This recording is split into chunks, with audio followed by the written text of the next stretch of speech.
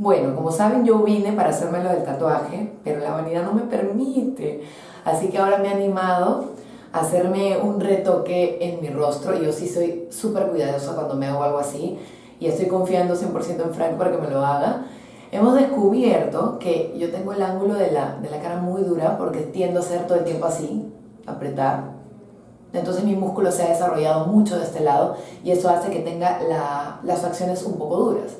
Entonces la vamos a suavizar ahora con un poquito de Botox que me va a inyectar justo en esta zona de acá y un poquito por aquí para que se me levanten un poquito las cejas y a ver cómo queda.